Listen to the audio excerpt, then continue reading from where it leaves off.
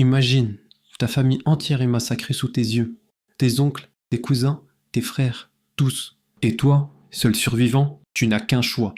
Fuir. C'est l'histoire d'Abd-ar-Rahman Ier, de prince omeyyade devenu fondateur de Cordoue. Au milieu du 8e siècle, le califat des Omeyyades règne depuis le Damas, un empire immense, mais miné par les divisions, arabes contre berbères, tensions sociales et une opposition de plus en plus forte, les Abbassides. À Damas, tout le monde sent qu'une tempête approche. En 750, les Abbassides renversent les Omeyyades. Dans les rues, la révolte gronde, les palais s'embrasent, les partisans omeyyades sont traqués. Les nouveaux maîtres de Bagdad veulent frapper un coup décisif. Alors, ils organisent un banquet. Sous prétexte de réconciliation, les Omeyyades restants sont invités à une fête. Table dressée, chandelier allumé, promesse de paix.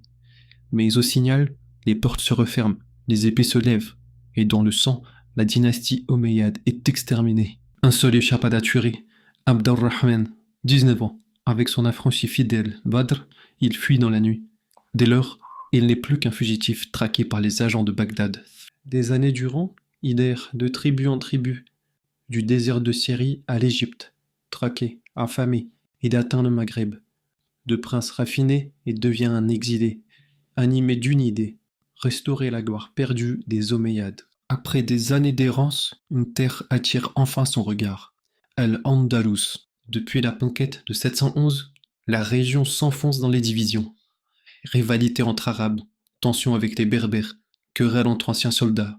Abd-ar-Rahman comprend qu'il peut y trouver à la fois un refuge et une chance. En 755, il franchit la mer. Bientôt, une rumeur parcourt la péninsule. Un Omeyyade, rescapé du massacre, vient réclamer son héritage. En 756, il débarque en Al-Andalus. Son arrivée fait l'effet d'une bombe. Un exilé sans royaume ose défier le gouverneur Youssouf al-Fihl. Les deux camps se préparent à l'affrontement près du Guadalquivir. Contre toute attente, Abd-ar-Rahman triomphe. Il entre dans Cordoue, fonde l'Émirat indépendant et refuse l'autorité de Bagdad. Désormais, il n'est plus un fugitif, mais un souverain.